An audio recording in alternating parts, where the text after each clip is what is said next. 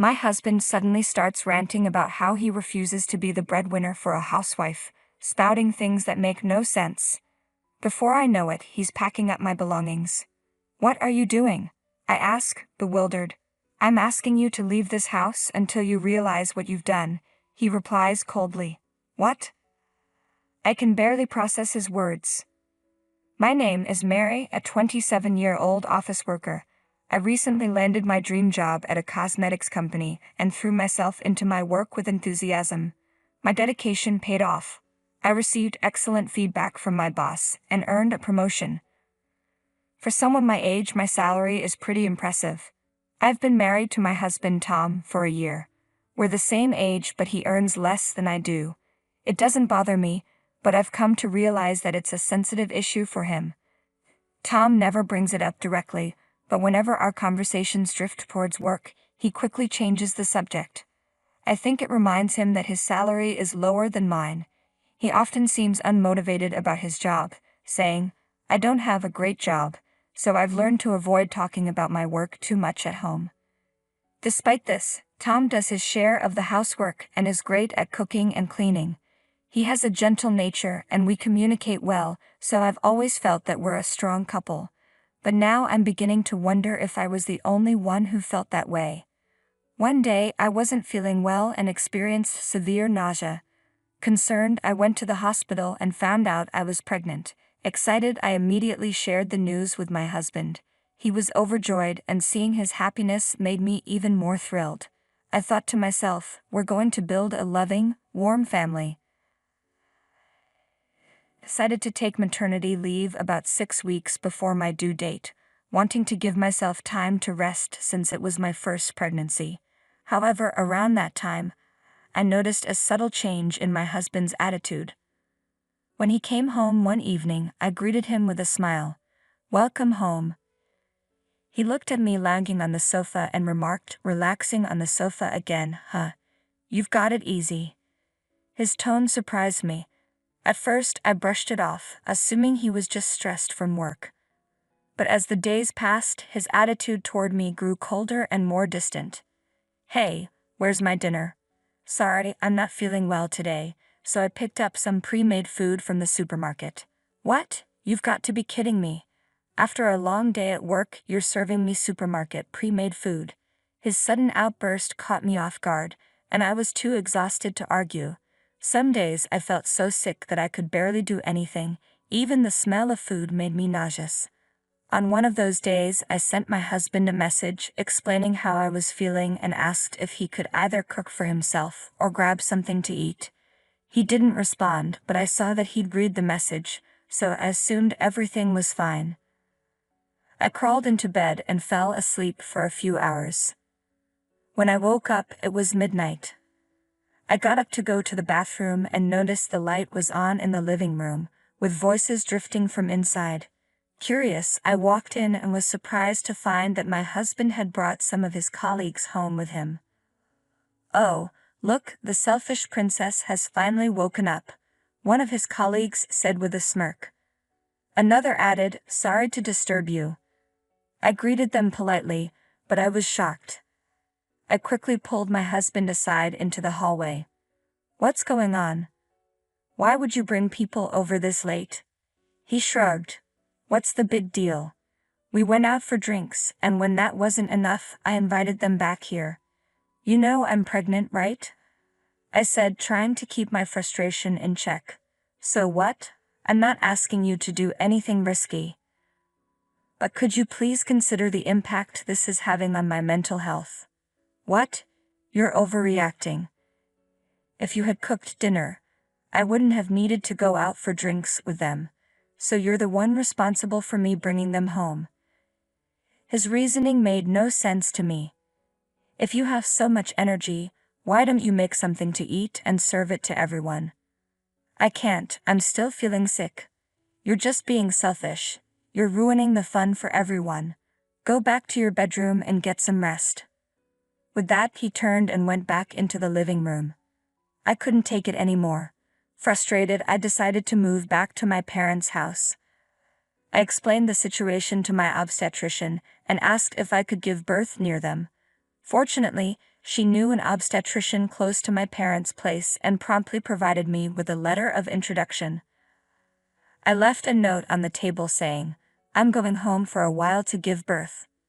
My husband immediately started calling and messaging, but I chose to ignore him. About a week later, I received a message from him saying, "I'm sorry. You can stay at your parents' house and rest before the birth." Although I still hadn't forgiven him, I was relieved to hear his apology. I stayed at my parents' house and it made a huge difference. I felt much better. My nausea subsided and my appetite returned. After that, I gave birth to a healthy baby girl. My parents were thrilled to welcome their granddaughter, and my husband came to the hospital as well. He was overjoyed to hold our daughter, exclaiming, "She's so cute," and showed genuine concern for my health. I felt relieved, thinking that he had returned to his caring and gentle self.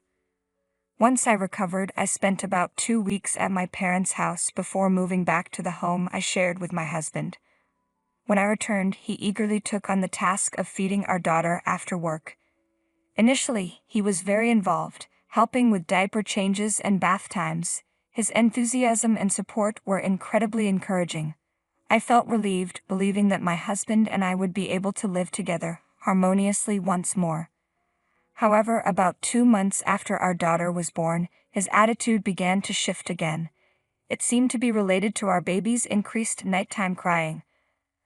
Until then, she had been sleeping soundly, but now her cries were frequent and disruptive, waking us up regularly throughout the night.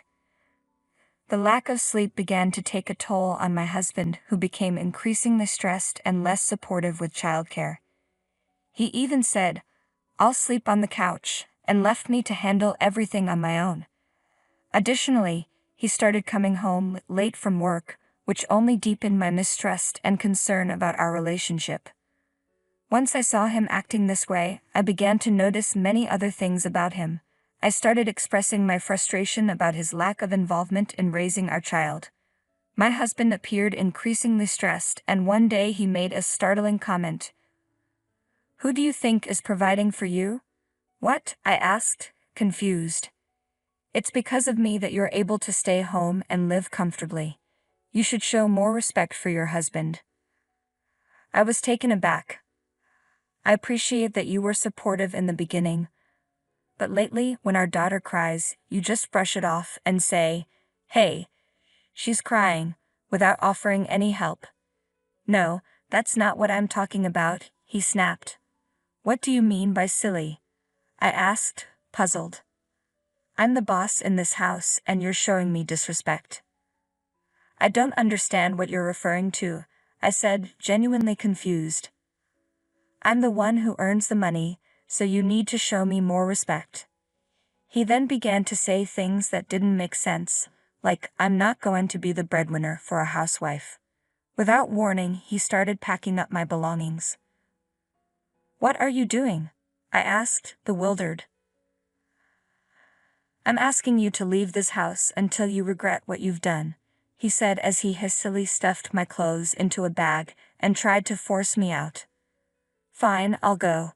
Just let me pack my things myself," I responded, starting to fold my clothes and place them in my bag. Once I was done packing, I picked up my daughter and saw him throw my box out the front door. "Come back when you've had time to reflect on your actions," he said, and then he locked the front door behind him. Left with no other option, I returned to my parents' house. After leaving my daughter in my mother's care, I went to the city office to pick up the divorce papers. The next day, I went back to my husband's house and rang the doorbell. "Oh, you're back already? I suppose you've realized you can't manage without me. All I need is for you to show me you're sorry. If you get down on your knees, I might forgive you," my husband said with a smirk. Ignoring his demands, I pulled the divorce papers from my bag and handed them to him. "What? Divorce papers? Why? I thought you were sorry," he exclaimed, confused. "After everything you've said and done, I have nothing to apologize for. I haven't done anything wrong. I can't stay married to you any longer," I replied firmly. My husband was clearly taken aback, not expecting me to follow through with the divorce. He then said something that made little sense. But you're okay with this. It's going to be tough for you as a single mother. You don't even have a job. How will you support your daughter? What are you talking about? I didn't lose my job, I replied. What? You've been home all this time. I thought you quit because you got pregnant. Oh, so that's what you've assumed. Who said I quit my job? I'm just on maternity and childcare leave. What? It seemed my husband believed that women automatically quit their jobs after giving birth. Oh no, I thought you had become a stay-at-home wife, he said, realizing his misunderstanding. Oh, I see. So you thought you could one-up me, I said. My husband's face went pale with shock. It was clear he was deeply hurt. He had always been proud, and when we were both working, my higher income seemed to bother him. I guess he just assumed I had quit my job rather than being on leave. I was thoroughly disgusted by his behavior. Husbands and wives should be equal, I told him. I'm exhausted from dealing with your inferiority complex. I never cared about who made more money. Realizing the gravity of his actions, my husband broke down in tears and pleaded, I'm sorry. Please don't divorce me. But by then it was too late. I asked him to sign the divorce papers and left the house. We later finalized the divorce through our lawyers. I had recorded my ex-husband's verbal abuse as a precaution, so I was able to use it as evidence to secure alimony for the harassment I endured. Without my income, he couldn't afford the rent on our apartment, so he had to move to a cheaper place. Interestingly, when he brought his colleagues over that night, they had no idea I was pregnant. When they saw my belly, they were all taken aback. After our divorce, rumors spread at his workplace that he'd been dumped by his wife. My ex-husband must be feeling a lot of shame now, and he totally deserves it. Meanwhile, I took maternity leave and returned to work, now living at my parents' house. They've been incredibly supportive as I balance work and raising my child. Although my marriage didn't work out, I'm happier than ever thanks to the fulfilling work I love and the joy on my daughter's face. I'm committed to my career and excited to watch my daughter grow up. Thank you for watching. If you enjoyed this, please subscribe to the channel. See you in the next video.